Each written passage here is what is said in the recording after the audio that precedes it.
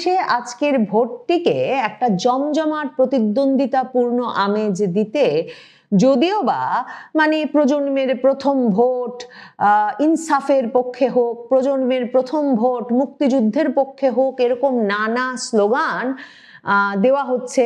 সামাজিক যোগাযোগ মাধ্যমে ভোট মুক্তিযুদ্ধের পক্ষে দেওয়া হবে না বিপক্ষে দেওয়া হবে এই নিয়ে আলাপ চলছে। নারীর স্বাধীনতার পক্ষে দেওয়া হবে নাকি নারীর স্বাধীনতার বিপক্ষে ভোট চলে যাবে, বাংলাদেশের রাষ্ট্রের পক্ষে থাকবেন না বিপক্ষে থাকবেন, এমন নানা আলাপ তোলা হচ্ছে বটে। এবং আরেক দল 17 বছর পর বাংলাদেশের মানুষ প্রথম ভোট দিতে পারছে এসব বলে ভোটকে দারুণভাবে বিশেষ করবার চেষ্টা করছে বটে। তবে এই ভোট সবচেয়ে বিশেষ এ কারণে যে এর যে মূল দুই প্রতিদ্বন্দ্বী দল জামায়াতে ইসলামী আর বিএনপি, এর আগে যে নির্বাচনে এ দুটো দল একসঙ্গে অংশ নিয়েছিল 2018 সালের নির্বাচন, সে নির্বাচনেও দল দুটো একই জোট থেকে নির্বাচন করেছিল এবং সেবার জামায়াতে ইসলামীর আমির ডাক্তার শফিকুর রহমান রীতিমতো ধানের শীষ নিয়ে নির্বাচনে প্রতিদ্বন্দ্বিতা করেছিলেন। এই দল দুটো দশকের পর দশক ধরে একসাথে রাজনীতি করেছে, আন্দোলন করেছে এবং 2001 সালে 4 দলীয় জোট সরকার গঠন করে বাংলাদেশে ক্ষমতাসীন ছিল। কাজেই এরকম মিত্র দুটো দল যে তাদের নির্বাচনটিকে, তাদের অংশগ্রহণ করা এই নির্বাচনটিকে ভাগাভাগির নির্বাচনের একটা রূপ থেকে সরিয়ে প্রতিদ্বন্দ্বিতাপূর্ণ, তীব্র প্রতিদ্বন্দ্বিতাপূর্ণ নির্বাচনে পরিণত করার সর্বাঙ্গীন চেষ্টা চালিয়ে যাচ্ছে এবং সে চেষ্টায় তারা সফল হচ্ছে কিনা সেটা প্রথমত বোঝা যাবে ভোটার অংশগ্রহণ দিয়ে। মানে সারা বাংলাদেশে ভোটাররা কি দলে দলে বেরিয়ে ভোট দেয় কিনা, সরকার একটা সময় পর্যন্ত আদালতের নিষেধাজ্ঞা আসার আগ পর্যন্ত গণভোটের প্রচারণাও চালিয়েছে এবং এ ভোট এ কারণেও বিশেষ, শুধুমাত্র দুটো রাজনৈতিক মিত্র দল তারা তীব্র প্রতিদ্বন্দ্বিতা লিপ্ত হয়েছে এই নির্বাচনে তাই নয়, এই নির্বাচনে সংসদ নির্বাচন আর গণভোট একসাথে অনুষ্ঠিত হবে। কাজেই একই সঙ্গে ব্যালট বাক্সে গোলাপি ব্যালটে সিল মেরে ফেলতে হবে যে ব্যালট বাক্সে, সেই একই ব্যালট বাক্সে সাদা ব্যালটে জাতীয় সংসদ নির্বাচনের প্রার্থী পছন্দ করে ওই একই ব্যালট বাক্সে ফেলবেন ভোটারেরা। ভোটারদের জন্য কাজটাও বেশ জটিল। এর মধ্যে সারা বাংলাদেশ জুড়ে যে পরিমাণ সহিংসতা হয়েছে তফসিল ঘোষণার পর থেকে, সরকার বলেছে এই সহিংসতা অন্যবারের তুলনায় কম, কিন্তু ওসমান হাদির মৃত্যু থেকে শুরু করে এখন পর্যন্ত যে অস্ত্রবাজির ঘটনা ঘটেছে, এরপর এখনো পুলিশ নির্বাচন কমিশনই বলছে যে অন্তত 9 শতাধিক হারিয়ে যাওয়া অস্ত্র 2024-এর জুলাই আগস্টের এখনো পাওয়া যাচ্ছে না। বিএনপির তরফে বলা হচ্ছে তারা জানে তাদের প্রতিদ্বন্দ্বী দল জামায়াতে ইসলামী নাকি ব্যাপক পরিমাণ লাঠি সোটা দেশীয় অস্ত্র জড়ো করেছে এবং তারা বলছে নির্বাচনে সহিংসতার আশঙ্কা করছে তারা। অন্যদিকে দেখেন এই বিএনপি আরেকটা যে অভিযোগ গুরুতরভাবে নিয়ে এসেছে সেটা হচ্ছে তারা বলছে প্রচুর পরিমাণ বোরখা আর নেকাব তৈরি হচ্ছে এবং তৈরি হয়েছে, বিতরণ হয়েছে, কাজে নারী ভোটাররা বিপুল পরিমাণে বোরখা নেকাব পরে এসে তারা নাকি জাল ভোট দেবেন। মানে দুই দলের অবিশ্বাসের অবস্থাটা এমন।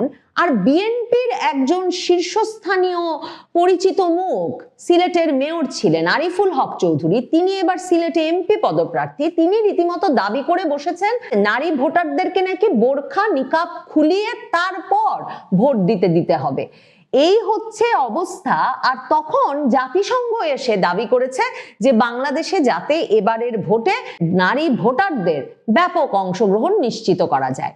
এখন নারী ভোটাররা কি সত্যি দলে দলে ভোট দিতে যাবেন? সাধারণ মানুষ কি সত্যি দলে দলে ভোট দিতে যাবেন? বাঁশের লাঠি আছে, দেশীয় অস্ত্র শস্ত্র জড়ো হয়েছে, প্রচুর অস্ত্র এখনো উদ্ধার করা যায় নাই, আগ্নেয়াস্ত্র উদ্ধার করা যায় নাই, কিংবা নারীদেরকে বোরখা বা নিকাবের নিচে থাকলে জাল ভোটদাতা বলে সন্দেহ করা হবে। এরপরেও কি সাধারণ মানুষ সত্যি উৎসবের মতো ভোট দিতে যাবেন?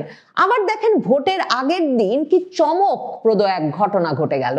ভোটের আগের দিন বিমানবন্দরে, সৈয়দপুর বিমানবন্দরে গিয়ে জামায়াতে ইসলামীর ঠাকুরগাঁও জেলার আমির ধরা পড়লেন প্রায় অর্ধ কোটি টাকা নিয়ে। প্রথমে জানা গেল 50 লক্ষ টাকা, মানে অর্ধ কোটি টাকা নিয়ে ধরা পড়েছেন।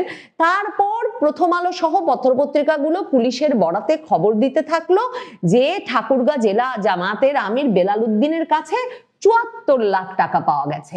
এখন এই বিপুল পরিমাণ অর্থ নিয়ে তিনি নির্বাচনের আগের দিন, মানে যখন সব বন্ধ, কলকারখানা, ব্যবসা প্রতিষ্ঠান, অফিস আদালত সবকিছু বন্ধ, তিনি কেন এত পরিমাণ টাকা নিয়ে ঠাকুরগাঁয়ের উদ্দেশ্যে রওনা হচ্ছিলেন?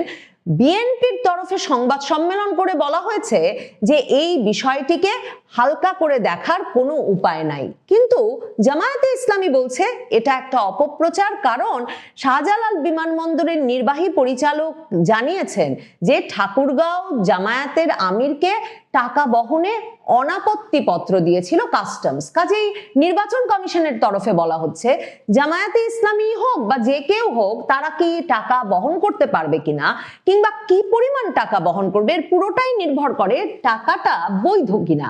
মানে নির্বাচনের আগে বৈধ অর্থ হলে কোনো ব্যক্তির সেই অর্থ পরিবহনে কোনো অসুবিধা নাই।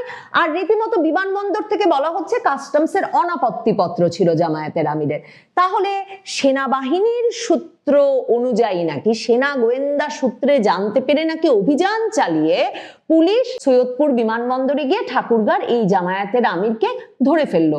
ভাবেন তো, মানে ওনার কাছে অনাপত্তি পত্র আছে প্রশাসনের এক অংশের, আবার সেনা গোয়েন্দাদের সূত্র থেকে খবর পেয়ে যে জামায়াতের ঠাকুরগাঁর আমির এত টাকা নিয়ে যাচ্ছেন, পুলিশ গিয়ে তাকে গ্রেফতার করে ফেললো। সারা বাংলাদেশে দাবানলের মতো সে খবর ছড়িয়ে পড়লো। লাখ লাখ টাকা নিয়ে জামায়াতে ইসলামী ছড়াতে জামায়াতে ইসলামীর এক নেতা নিয়ে যাচ্ছেন এবং হাতে নাতে ধরা পড়েছেন। বিএনপি সংবাদ সম্মেলন করে প্রতিক্রিয়া জানিয়ে ফেললো, অথচ জামায়াতে ইসলামীর তরফে এবং প্রশাসনের তরফে বলা হচ্ছে তারা বৈধ পথে অনাপত্তি পত্র নিয়ে নিয়ম মেনে এই টাকা পরিবহন করছিল।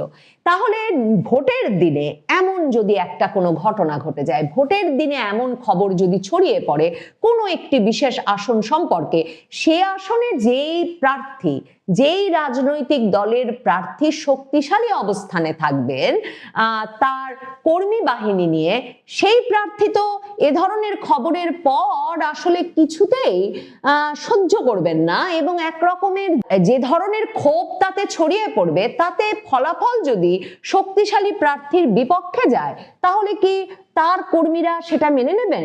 তার কর্মীরা কি সত্যি ওই ভোট কেন্দ্রের, ওই অঞ্চলের, ওই আসনের ফলাফল মেনে নিতে রাজি হবেন, নাকি তারা তখন ব্যাপকভাবে বিশৃঙ্খলা এবং সহিংসতায় জড়িয়ে পড়বেন?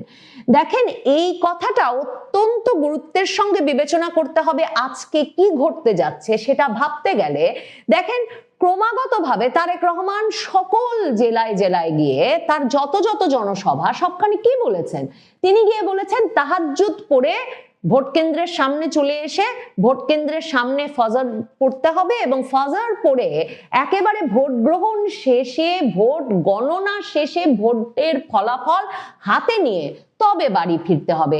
এবার ওই যে গোলাপি ব্যালট, সাদা ব্যালট সব নাকি এক ব্যালট বাক্সে ভরা হবে এবং এই গণনার কাজটা তো ম্যানুয়ালি করতে হবে। এক একটা ভোট কেন্দ্রে আপনি ভাবেন যে বাক্স উল্টাতে হবে, ব্যালট বাক্স, তারপর গোলাপি ব্যালট, সাদা ব্যালট আলাদা করতে হবে, এরপর গোলাপি ব্যালটে হ্যাঁ ভোট কোথায় পড়েছে, না ভোট কোথায় পড়েছে আলাদা করতে হবে এবং তারপর মার্কা অনুযায়ী সংসদ নির্বাচনের ব্যালটগুলো আলাদা করতে হবে। এই এত গোনার কাজ, এই পরিমাণ আলাদা আলাদা গণনার কাজ যারা গণনা করবেন, যেসব নির্বাচনী কর্মকর্তারা প্রত্যেকটি ভোট কেন্দ্রে, তাদেরকে করতে হবে। এই পরিস্থিতিতে সময় যদি বেশি লেগে যায় তাহলে কি আসলে প্রার্থীরা সহ্য করবেন? বিশ্বাস ধরে রাখতে পারবেন যে ভোট কেন্দ্রের ভেতরে নির্বাচনী